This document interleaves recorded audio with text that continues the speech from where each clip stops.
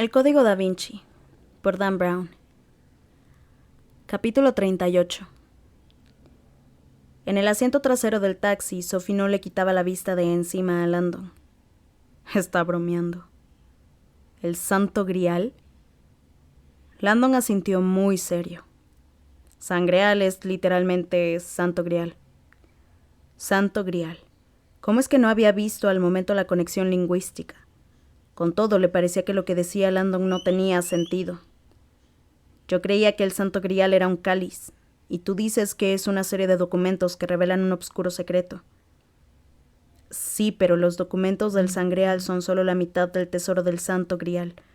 Están enterrados en el propio Grial y revelan su verdadero significado. Si esos documentos dieron tanto poder a los templarios fue porque descubrían la verdadera naturaleza del Grial. ¿La verdadera naturaleza del Grial? Ahora Sophie estaba aún más perdida que antes.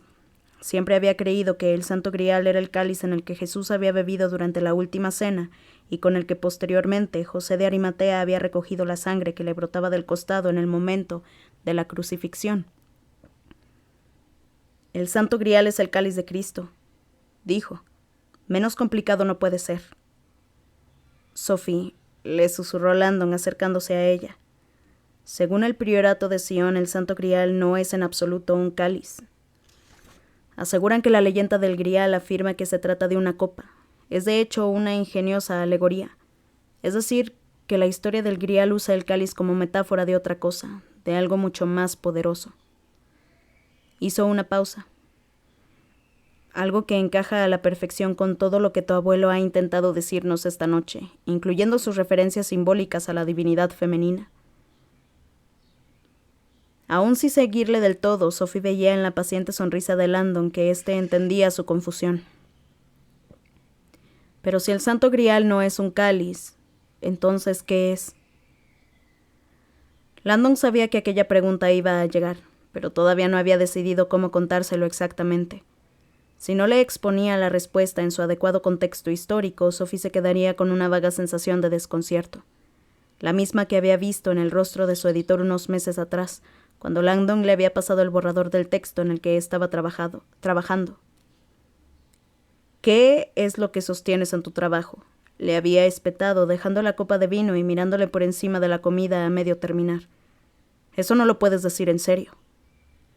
Pues lo digo en serio, me he pasado un año investigando. El destacado editor neoyorquino Jonas Folkman se tocó la perilla nervioso. Había oído muchas ideas peregrinas para libros a lo largo de su carrera en el mundo editorial, pero aquella le había dejado boquiabierto.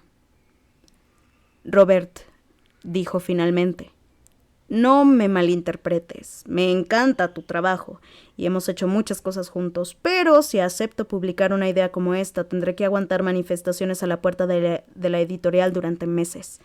Y además tu reputación se va a ir a pique. Eres un historiador licenciado en Harvard, por el amor de Dios, y no un charlatán cualquiera ávido de dinero. ¿Dónde vas a encontrar pruebas fehacientes para defender una teoría como esa? Esbozando una tímida sonrisa, Landon se sacó un trozo de papel del bolsillo y se la alargó a Folkman. Se trataba de una lista de más de 50 títulos, libros escritos por historiadores muy conocidos, algunos de ellos contemporáneos, otros de hace varios siglos, muchos de los cuales habían sido auténticos bombazos en el mundo académico. Los títulos de todos presentaban la misma premisa que Landon acababa de exponer. Mientras Folkman la leía, iba poniendo la cara del que acaba de enterarse de que en realidad la Tierra es plana. A algunos de estos autores los conozco, y son historiadores serios. Landon sonrió. Como ves, Jonas, no se trata solo de mi teoría. Lleva bastante tiempo circulando por ahí. Lo único que yo pretendo es basarme en algo que ya existe para llegar más lejos. Ningún libro ha indagado aún en la leyenda del Santo Grial desde un punto de vista simbólico. Las pruebas iconográficas que estoy encontrando para apoyar mi teoría son, totalmente persuasivas. Folkman seguía sin despegar los ojos de la lista. Ay, Dios mío. Pero si uno de estos libros es de Sir Lee Teabing, un miembro de la Real Sociedad de Historiadores. Teabing se ha pasado gran parte de su vida estudiando el Santo Grial y nos conocemos. En realidad ha sido una fuente importante de inspiración para mí. Y como los demás integrantes de la lista, cree en esta teoría. ¿Me estás diciendo que todos estos historiadores creen que...? Fogman tragó saliva, incapaz de terminar la frase. Landon volvió a sonreír. El Santo Grial es probablemente el tesoro más buscado de la historia de la humanidad. Ha suscitado leyendas, provocado guerras y búsquedas que han durado vidas enteras. ¿No sería absurdo que fuera solo un cáliz? De ser así, entonces habría otras reliquias que despertarían un interés similar y hasta superior. La corona de espinas, la cruz de la crucifixión, el titulus o inscripción INRI sobre la cruz, cosas que no ha sucedido. A lo largo de la historia el Santo Grial ha sido el más especial. Landon esbozó una sonrisa. Y ahora ya sabes por qué. Fogman seguía meneando la cabeza. Pero si hay tantos libros publicados sobre el tema, ¿por qué no es más conocida esta teoría? Es imposible que estas obras compitan con siglos de historia oficial, y más cuando esa historia tiene al aval del mayor bestseller de todos los tiempos. Fogman arqueó las cejas. No me digas que Harry Potter va sobre el Santo Grial. Me refería a la Biblia. Fogman levantó la cabeza. Ya lo sabía. Suéltelo. Los gritos de Sophie hicieron temblar el aire en el interior del taxi. Landon dio un respingo al ver que Sophie se echaba hacia adelante y le gritaba al taxista. Vio que éste había tomado el aparato de radioteléfono y estaba hablando por él. Entonces Sophie se giró, metió la mano en el bolsillo de la chaqueta de Landon, sacó la pistola y apuntó a la cabeza del taxista, que soltó la radio al momento y levantó la mano por encima de la cabeza. «Sophie», gritó Landon. «¿Pero qué estás...?» «Detente», ordenó ella. Temblando, el taxista le obedeció. Fue entonces cuando Landon oyó una voz que hablaba desde la centralita de la empresa de taxis y se oía por un altavoz del salpicadero. «Qui s'appelle Agent Sophie Nouveau?»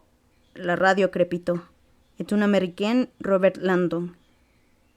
Landon se puso rígido. «¿Ya nos han encontrado?»